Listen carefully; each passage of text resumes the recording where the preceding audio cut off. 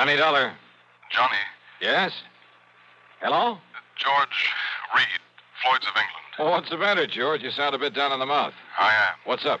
Well, Johnny, I understand you've handled quite a few investigations for the Continental Insurance and Trust Company. Oh, brother, I sure have. And you know something, George? Yes? Floyd's of England, you that is, have handed me some pretty wild ones over the years. I know. But believe me, they've been nothing compared to some of the cases that Continental has handed me. And you know why, George? Why, Johnny? Because of just one client of theirs. Well, He's a wealthy old screwball by the name of Alvin Peabody Cartwright. Cartwright. Yeah, he carries a lot of insurance, millions of it.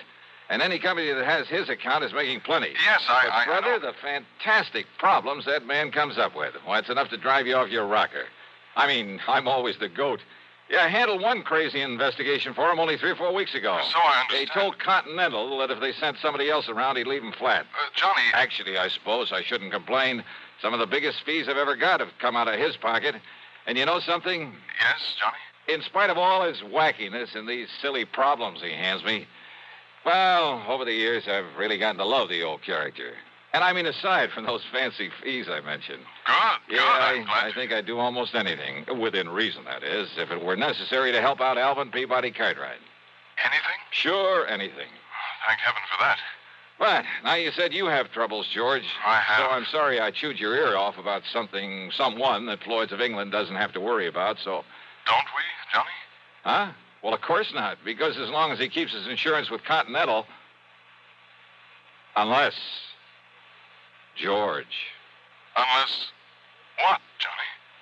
Well, I mean, if he were to change companies for some... Oh, now, wait. Yes? George, I'm still here. just who is your problem? I'm afraid you've guessed it. Oh, no.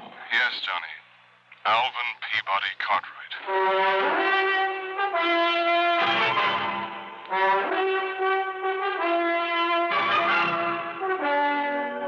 CBS Radio brings you Bob Bailey in the exciting adventures of the man with the action-packed expense account, America's fabulous freelance insurance investigator. Yours truly, Johnny Dollar.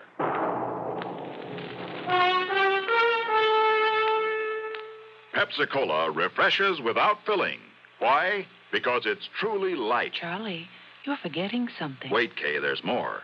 Yes, ice-cold Pepsi is the delicious refreshment that goes great at a picnic or a party. But, Charlie... And Pepsi goes fast. People like it, so keep plenty handy.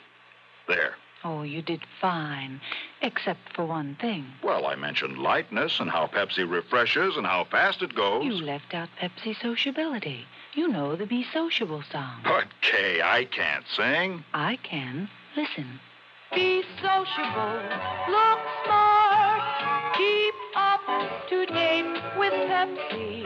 Drink light, refreshing Pepsi.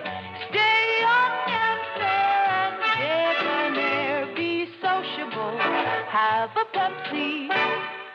Well, at least I can say this. Pick up an extra carton of Pepsi today. Please do. And now, Act One of yours truly, Johnny Dollar.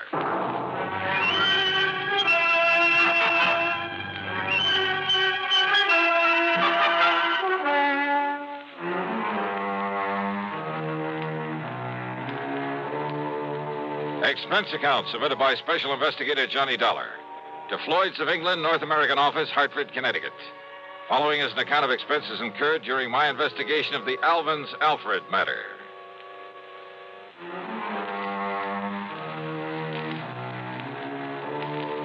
The assignments George Reed usually handed to me were usually bad enough.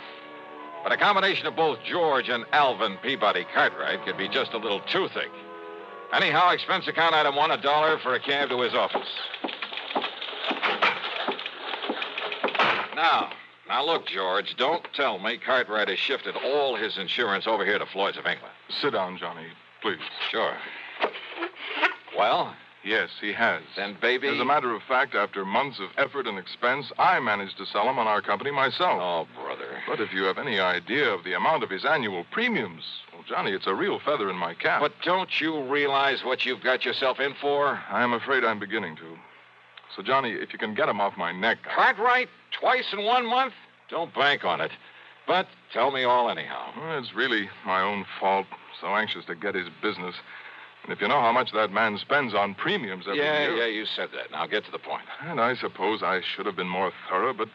Well, we figured that Continental had known what it was doing, and we simply made a direct transfer of all his policies to this company, including the one that concerns us now. Only it should never have been issued. What kind of a policy? Straight life. On Cartwright? No. With all the riders attached to it. Johnny, it not only covers her life, but accident, injury, mysterious disappearance, just about anything you can think of. Covers whom? Well? The name on the policy. Alfred. Alfred? Alfred Cartwright. A relative? No. No. But if his last name No, is... Johnny, according to this policy, Alfred is a ward of Alvin Peabody Cartwright. That's funny. I never knew that Cartwright had a... Well, what's the difference? What's happened to this Alfred? According to Mr. Cartwright, it was an abduction. Oh, a kidnapping, huh? No, not exactly. Well, what do you mean? If he was abducted, that means he was... Wait a minute. Yes? A minute ago, you started talking about the insurance policy on her. That's right. And then you started talking about Alfred. Alfred is a she. Is a what? Hey, well, what do you mean about an abduction of her, him, it not being a kidnapping? Oh, I said not exactly. But Alfred was abducted. Yes. Oh, look, would you start making some sense about this? I wish I could. And if this sort of thing is typical of Cartwright... Come on, George. If Alfred was abducted but wasn't kidnapped, well, okay, what happened? Well, you see, Johnny, Alfred... A female. A female. Well? Alfred happens to be a dog. Okay, so what's the difference? If she's been abducted, she's... A dog? Yes. Oh, no.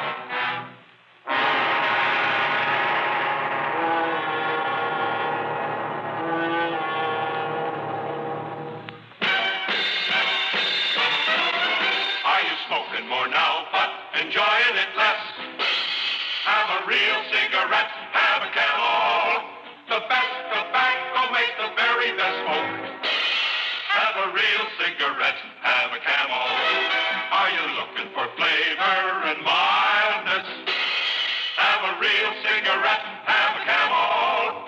The best tobacco makes the very best smoke.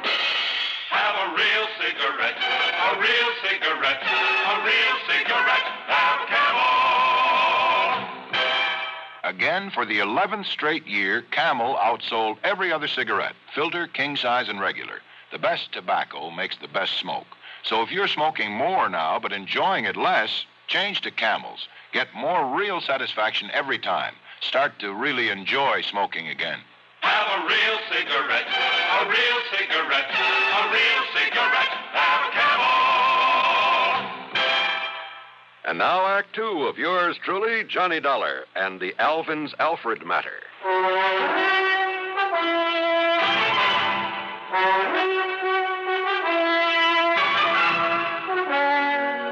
George, life, accident, injury, mysterious disappearance, all that insurance on a dog? Yes, Johnny. A female dog? Yes. By the name of Alfred? Yes. A pet of that lovable old crackpot, Alvin Peabody Cartwright? His ward, Johnny. At least that's the way it reads on the policy, and that's why we thought nothing of it when the policy was transferred to us from Continental Insurance and Trust. Oh, brother. But why Continental ever wrote such a policy in the beginning? Oh, that part's easy, George. But the premium's only a drop in the bucket. I mean, compared to that on the rest of Cartwright's insurance. Now, listen. If they'd refused to write this complicated policy on his dog, they'd have lost all his business. Well, they have now to us. And, Georgie, you can lose it just as fast unless you try to do something about this disappearance of that pooch. Unless you do something about it, Johnny. You've got to find Alfred and return her to him. So will you drive on over to Lakewood and talk to Mr. Cartwright, see what you can do? So help me, George. And, Johnny, I promise we'll not question a single item on your expense account, no matter what it is. Oh? As for a nice big extra fee, well, you name it. Well, will you do it? Okay, George, on one condition. Yes? That you keep this thing under your hat. I mean, after all, if the word ever got out that Johnny Dollar was chasing around the countryside looking for a dog napper... Johnny, I promise. I cross my heart and hope to die. What a business. With no limit on the expense account, I should have hired a Rolls, complete with liveried chauffeur. But instead, item 2 was $4.20 for a tank full of gas for my own car. Within the hour, I was pounding on the front door of the Cartwright home over in Lakewood.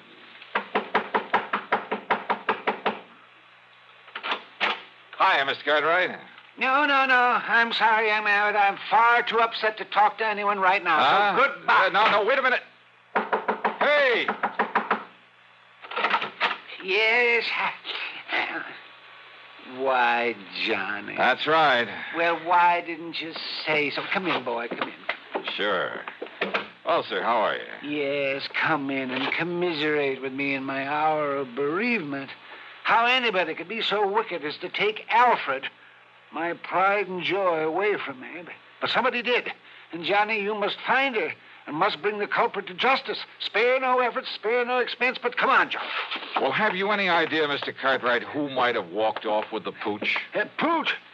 Oh, Johnny, how can you use such a term? Alfred was almost like a child to me.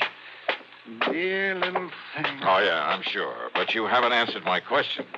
Do I know who committed this dastardly deed? Yes. Of course I do. Oh, sir. Come along, Johnny. I'll show you Alfred's picture so you'll know her when you see her. All right. But now, why send for me, Mr. Cartwright? What? Well, I mean, if you know who did this. I certainly do. And, Johnny, he must be made to pay the penalty for this nefarious deed. Now, look. Here's dear little Alfred's room. Huh? Well, do you like it? Isn't it nice?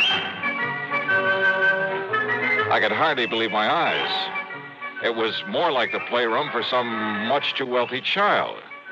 Why, he must have spent thousands on it. On the soft, thick, wall-to-wall carpeting, all the furnishings, including a bed in the corner with a foam rubber mattress.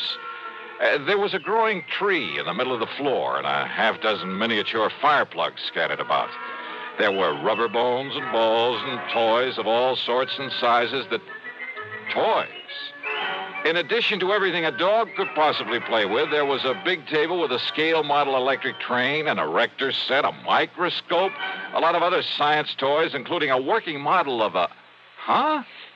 Isn't it nice, Johnny? Oh, no. Look, Mr. Cartwright. Yes? Don't tell me the dog played with these things. What thing? Will this toy seismograph or... Toy? What are you talking about? That really works. See? See how the recording needle gave a jump on the roll of tape on it? It runs for a week. Keeps perfect time. Oh, well, sure. So the dog could tell when there's been an earthquake somewhere. Is that it? Well, no. I may as well admit, Johnny, that some of these things are mine. Yours? Yes. When I was a child, the only toys I had were the ones my poor mother could make with her own hands. And I always said that if I ever had the money, I'd make up for it. That I'd have all the things I couldn't have then. So maybe I'm just a silly old man, second childhood, that sort of thing. But I said I'd have them, and now I have. I see. Did you ever have a nice electric train when you were a youngster? Well, no. My folks couldn't afford it. Yes, but I bet you wanted one, didn't you? Oh, sure I did. Doesn't every... Yes, and after you'd grown up, I bet you spent as much time looking at them in store windows as any kid. All the time wishing you dared to buy one. Just to have it. You think it's all a joke, Johnny? Joke, Mr. Cartwright? About the man who buys his son a train for Christmas and then,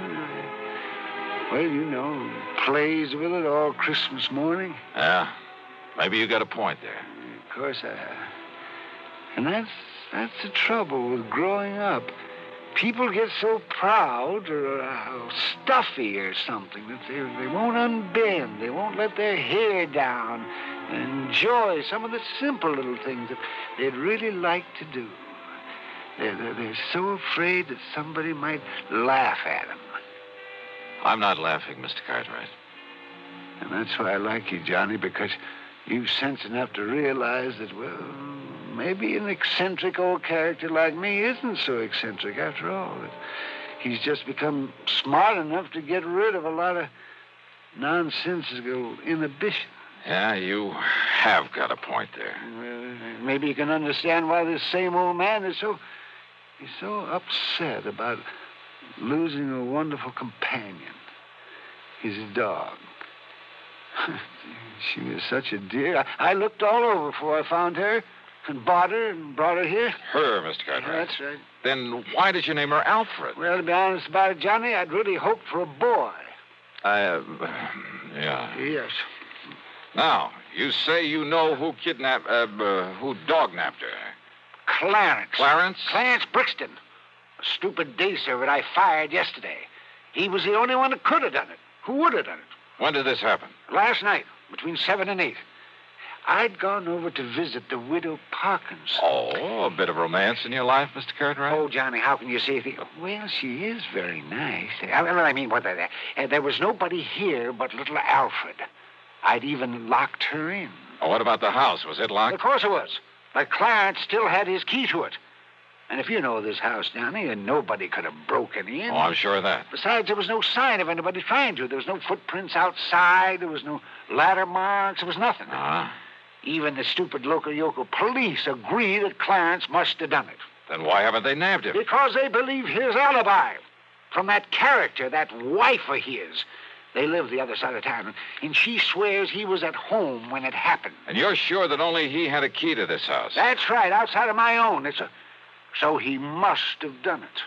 Only the dumb police won't do anything because of his so-called alibi. Uh-huh. And we got to break that alibi. That's right. But how? How, Johnny? Well, I got a crazy idea. Huh? Well, I thought I was the only one who got a crazy idea. Let me take a real close look at one of these toys in here. One of these toys? Yeah, that's right. It's a long chance, Mr. Cartwright.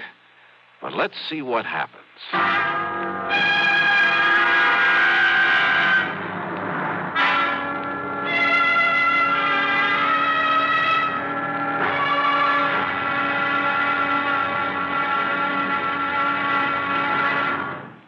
Act 3 of yours truly, Johnny Dollar, in a moment. Welcome, recording star Mel Torme. It's terrible trying to sing with a bad cold. So I always take 4-way cold tablets to relieve cold miseries fast. Good idea. Tests of all the leading cold tablets proved 4-way fastest acting. 4-way starts in minutes to relieve muscular pains, headache, reduce fever, calm upset stomach, also overcomes irregularity. When you catch cold, try my way.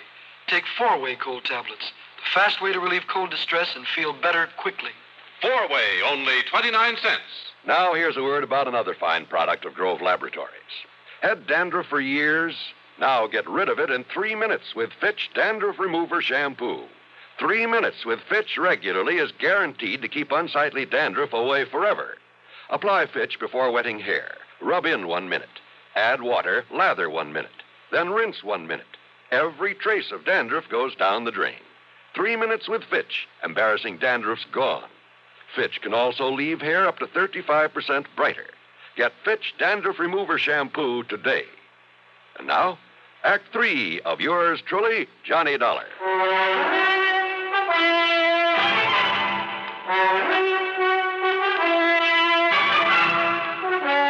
I got back into my car and drove to the address of Clarence Brixton. I hoped he was as stupid as Cartwright seemed to think. Yeah, mister. Mrs. Brixton? That's right. I want to see your husband. No, who are you? Johnny Dollar, special investigator. No, get him out of here, Mabel. Throw him out. What are you so worried about, Brixton? First it was those dumb cops that crazy old geezer sends around here. Now it's you. Well, me, I'm full up to hear all this yakking about me taking that mangy little hound of his and that snapping, yipping little female. What's she done to my Clarence? Them sharp teeth of hern. You show him your hand, Clarence. Yeah, forget it, Mabel, and shut up.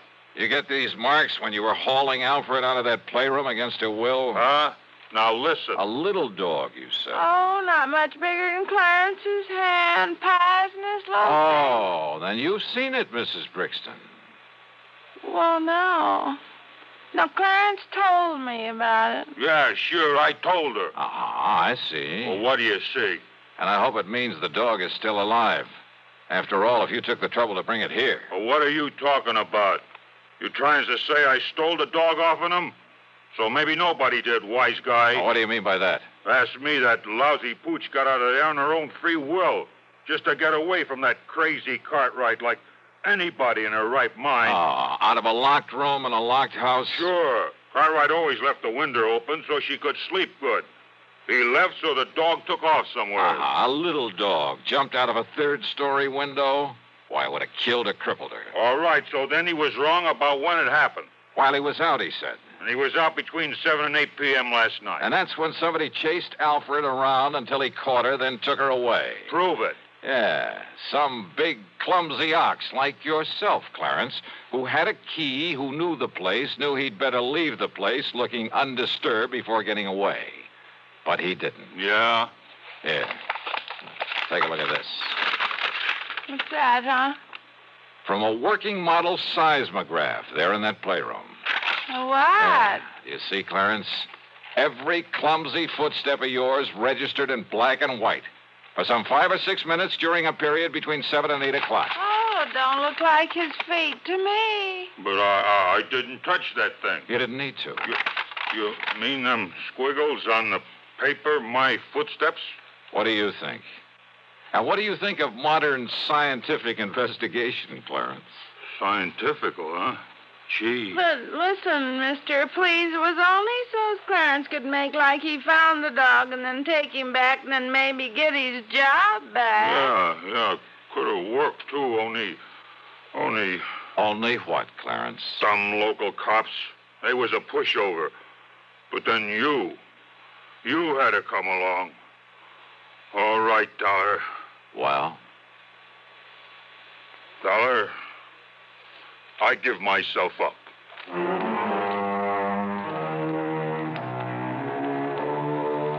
Oh, sure. Modern scientific investigation. But he fell for it. And Mabel brought the dog up from the cellar, and she was kind of a mangy little pooch. The dog, I mean. But she meant the difference between keeping or losing Cartwright's insurance account. Which reminds me, you can forget the expense account. Cartwright did well by me, as usual. And he'll probably break down and take Clarence back. Oh, well. Yours truly, Johnny Dollar.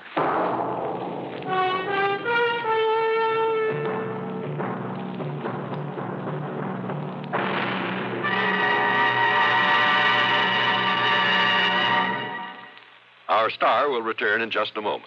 Constipation can be a problem for anyone, even doctors. And when constipation occurs, it's interesting to see just what doctors consider important about a laxative they might use or recommend. Well, a majority of the doctors we heard from had this to say. A laxative should be effective, gentle, as close to natural acting as possible, and a medicine that can be used with complete confidence. Now, X-Lax has been popular with many doctors and millions of people over the years because chocolated X-Lax is effective. Overnight, it helps you toward your normal regularity. X-Lax is gentle. Next morning, it gives you the closest thing to natural action. And that's why many doctors and millions of people use X-Lax with complete confidence. X-Lax, the laxative that helps you toward your normal regularity gently, overnight. Is X-Lax in your medicine cabinet? Now, here's our star to tell you about next week's program. Well, first, a real hearty welcome to WATV in Birmingham, Alabama, and to KSOB in Cedar City, Utah. Glad to have you with us on the network. Next week, I run up the biggest, the fattest expense account you ever heard of. Join us, won't you? Yours truly, Johnny Dollar.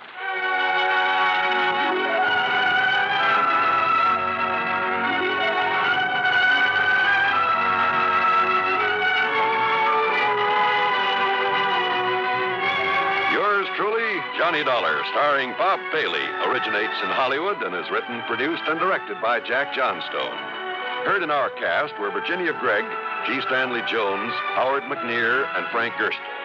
Be sure to join us next week, same time and station, for another exciting story of yours truly, Johnny Dollar.